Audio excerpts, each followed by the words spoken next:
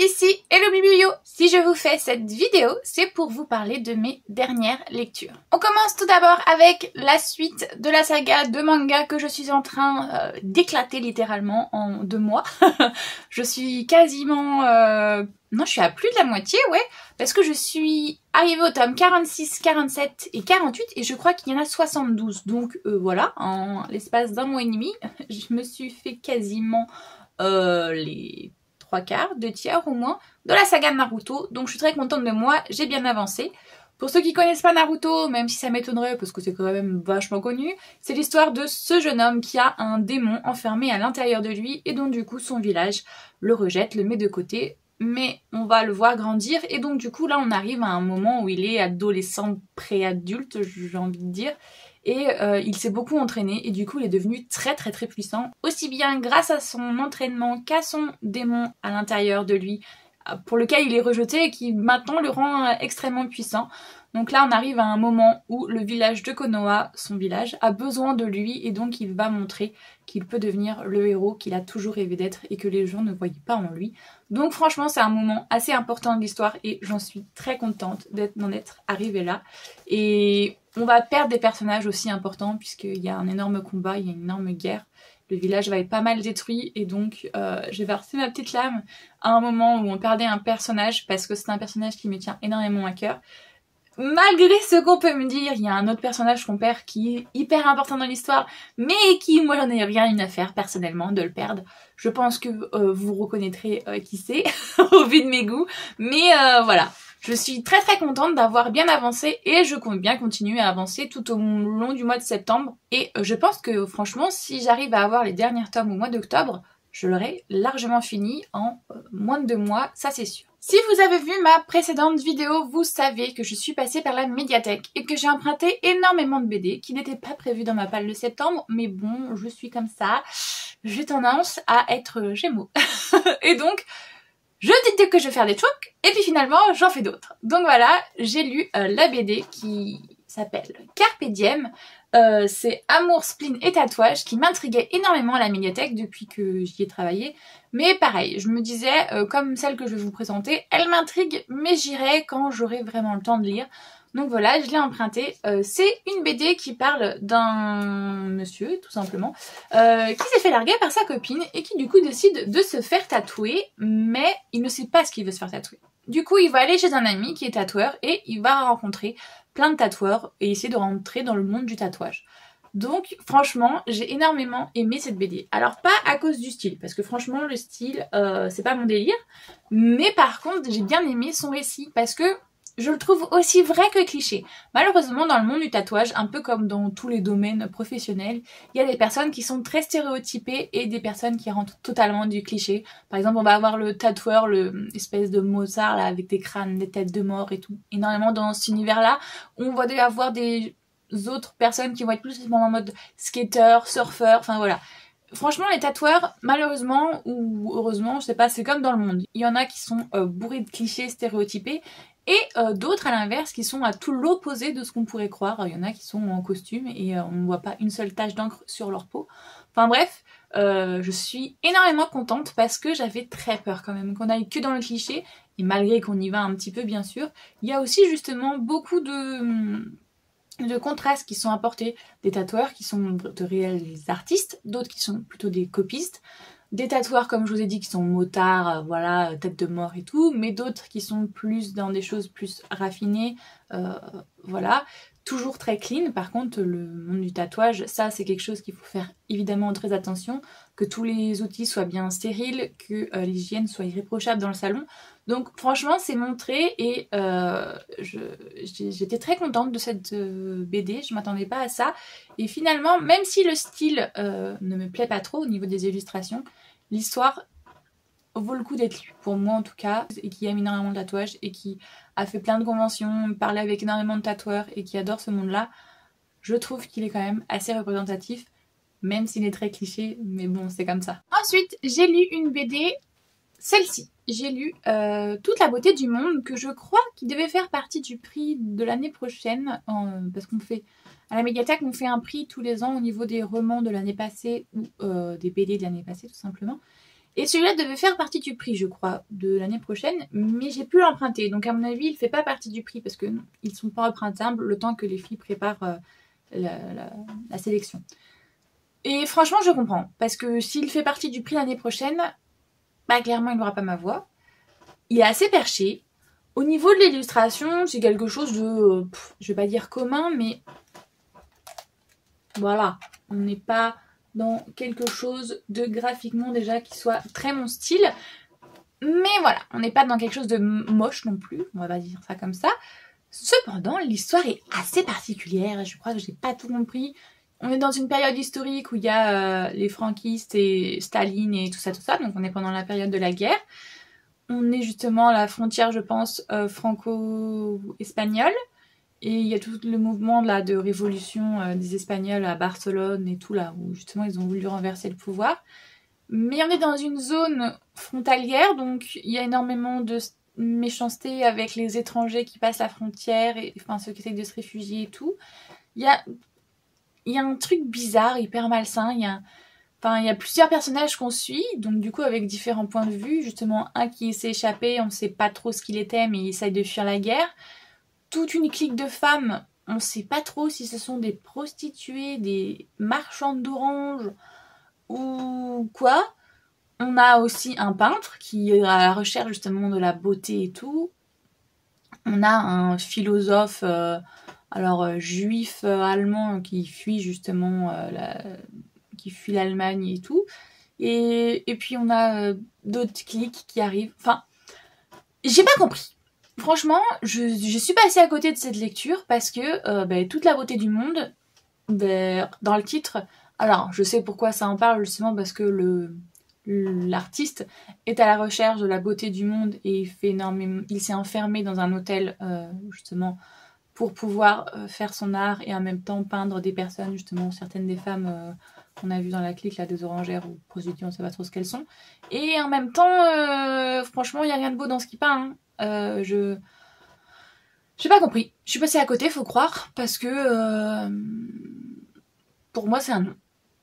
Tout simplement. Ensuite, dans les dernières lectures que j'ai fait, j'ai lu Détox tome 2.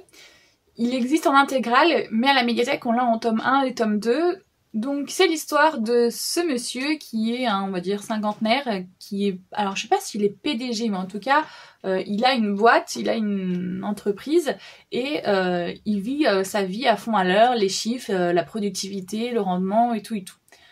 Il a pour secrétaire, enfin il a pour amante sa secrétaire. Donc on est dans le gros cliché du mec 50 ans, PDG d'entreprise qui prend sa secrétaire comme amante. Il a une femme, 2 enfants, voilà, on est dans ce délire-là. Mais ce qui va se passer, c'est qu'un matin, en fait, on va découvrir sa secrétaire morte. Alors je sais plus si c'est dans les locaux ou pas, mais bref, on va la retrouver morte.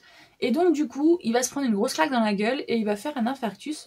Pas parce qu'il était fou amoureux d'elle, mais parce que ça va faire ressortir des choses à l'intérieur de lui, qui va se rendre compte que justement il mène une vie à 100 à l'heure, une amante à 50 ans, avec sa femme, il s'entend plus trop bien que ça dans leur mariage, les enfants il s'est assez éloigné d'eux, il ne vit que pour son entreprise, du coup il va décider de faire ce qu'on appelle les stages détox, il va partir faire une retraite spirituelle en gros justement pour... vu qu'il a fait quand même un arrêt cardiaque, un infarctus, je sais plus comment on dit, enfin bref, voilà, il va essayer de prendre soin de lui. Donc il va partir, et dans tout le premier tome, on est vraiment dans ce côté, il est opposé à cette retraite en fait. Il l'a fait parce qu'il veut se sentir mieux, parce que voilà, il sait qu'il suce par les deux bouts, mais en même temps, il est complètement à l'opposé des hippies qui font des retraites spirituelles pour être en osmose avec la nature et tout. C'est vachement l'opposé de lui. Donc évidemment, dans le tome 1, il est très réfractaire, même s'il va rencontrer plein de personnes qui vont lui permettre de se poser des questions. Dans le tome 2, déjà, la retraite est quand même bien avancée, et donc du coup, il commence lui aussi à se remettre en question. Et c'est ce que dans ce tome 2, j'ai énormément apprécié, c'est que justement, on voit son cheminement de pensée, on fait des allers-retours justement entre son passé et là, pour comprendre comment il en est arrivé à ce qu'il en est arrivé. Par contre, la chute m'a énormément surprise parce que en général, quand les personnes font des retraites justement spirituelles, elles changent du tout au tout, et c'est pas ce qui se passe dans ce tome-là. Et du coup, la fin m'a perturbée. Je me suis dit tout ça pour ça. Et en même temps c'est cool justement parce que ça change des fins où la personne a tout changé dans sa vie parce qu'elle a fait une retraite spirituelle et que du coup elle est en alignement avec la nature et tout. Non. Là on n'est pas sur ça. On est vraiment sur une personne qui s'est remise en question et qui du coup va avancer dans la vie. Pas totalement différemment, mais en gros de manière un petit peu plus saine. Mais pas non plus totalement saine. Parce qu'il va reprendre plein de choses qui ne sont pas en accord avec une personne justement qui s'est remise en question et qui décide de vivre une vie plus saine.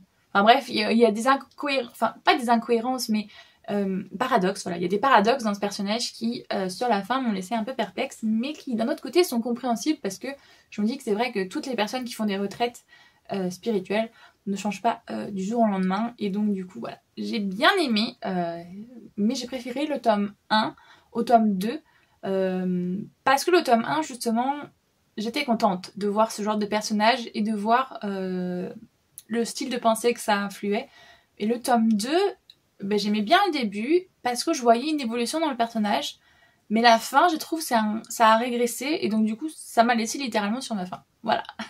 Mais sinon, c'est une bonne lecture que je recommande. J'ai peut-être pas beaucoup lu de livres que j'avais prévus dans ma palle, mais il y en a quand même un que j'ai lu, donc on l'honneur est sauf. J'ai lu Les Amoureux de Montmartre de Laurence Chevalier. C'est l'histoire d'une jeune femme qui s'est fait quitter par son compagnon au moment où elle a appris qu'elle était enceinte. Donc du coup, elle vit chez son frère et là, elle est en train de préparer son déménagement justement. Elle est à 7 mois de grossesse pour pouvoir un appart dans lequel accueillir son enfant. Donc elle va emménager à côté d'un voisin de palier tout à fait charmant, mais d'une dizaine d'années de moins qu'elle. Et évidemment, il va y avoir une tension sexuelle entre les deux assez rapidement alors qu'elle est enceinte de 7 mois et que lui a un métier qui est clairement pas comme les autres. Il est tout simplement un acteur porno. Et donc, il y a plein de trucs qui se mélangent dans cette histoire. C'est que elle, justement, c'est une maman, c'est une future maman de 36 ans, je crois. 35-36. Donc elle va avoir un enfant et elle a cet âge et en même temps son passé amoureux qui est quand même avec un homme assez toxique. Et puis il y a ce jeune homme du coup d'une dizaine d'années de moins qu'elle qui est acteur porno. Donc déjà il y a le problème de l'âge entre les deux parce que justement elle va souvent se considérer comme vieille par rapport à lui alors que lui ne la voit pas du tout de cet œil-là. Et puis lui à l'inverse va la considérer un peu d'une manière sacro-sainte vu que c'est une future mère, tout en la désirant évidemment ardemment. Et du coup voilà, il va y avoir ce décalage entre ces deux personnages. Et puis évidemment, j'allais oublier, le métier de ce jeune homme qui n'est franchement pas un métier, on va dire, anodin, ordinaire, et qui peut être aussi compliqué quand tu veux commencer une relation avec une personne parce que forcément, qui dit acteur porno dit relation sexuelle avec d'autres personnes. Donc ça peut être compliqué, surtout que c'est un acteur qui est assez connu et donc du coup certaines personnes le reconnaissent dans la rue. Voilà, ça va apporter des petits moments cocasses d'ailleurs quand il va rencontrer sa future belle famille puisque eux aussi ont vu les vidéos de lui, donc ça va être un peu gênant à certains moments. Voilà, c'est... je sais pas comment dire, mais je m'attendais à passer un beau moment de lecture, mais pas à ce point-là en fait. J'ai énormément aimé la relation, même si justement elle s'est faite assez rapidement à mes yeux. D'ailleurs ils le disent à un moment hein, que franchement... dès qu'il l'a vu, en gros, il a su que voilà. Mais en même temps, j'ai bien aimé le processus en fait. Le moment où ils essayent d'être amis, mais ils se rendent compte qu'ils peuvent pas être amis. Le moment où ils essayent tous les deux de faire une relation, mais vu qu'il a un métier particulier, peut-être que leur relation ne sera pas une relation, ordinaire, très clairement. Et puis au bout d'un moment, on se rend compte que il y a des choses qui passeront pas, donc si on mettait un peu de distance, mais en même temps, on a envie d'être ensemble, donc il va falloir faire des compromis et tout. J'ai adoré. Franchement, j'ai adoré. Bon, évidemment, il y a un ex toxique qui va revenir dans les parages et qui m'a énervée, mais voilà, limite, il fallait lui pour faire un peu de rebondissement dans l'histoire. Mais je sais pas quoi dire que, franchement, je dirais pas que c'est une lecture feel good, mais presque. J'ai passé un très bon moment et les rebondissements qu'il y a eu dans la relation n'étaient pas toxiques, étaient de très bons rebondissements, puisque justement quand tu as ce genre de choses, il y a des compromis à faire certes, mais il y a des comportements auxquels tu peux pas forcément accepter. Des remises en question aussi de elle, par exemple, quand elle va voir des choses, elle va se dire entre le savoir et le voir, c'est deux choses différentes. Donc du coup, elle va accepter le fait qu'elle n'est pas capable de faire certaines choses par amour. Et ça, j'ai trouvé ça bien. Parce que souvent dans les récits, justement, les personnages, que ce soit l'homme ou la femme, par amour, ils sont capables d'accepter tout et n'importe quoi, même si des fois ça les fait souffrir. Et là, justement, la protagoniste, à un moment, quand elle va voir un tournage, malheureusement, et elle va dire non, en fait, c'est trop pour moi, je peux pas accepter. Donc, il y a dans la relation la côté possessivité que des fois, je trouve, est malvenue. Mais en même temps, chacun a ses limites, et je trouve que là, justement, c'est bien exploité en mode... À un moment, il y a une de ses amies justement qui va elle aussi vouloir être dans une relation avec un acteur porno et qui accepte le fait qu'il ait des relations avec d'autres si c'est pour son boulot et seulement ça.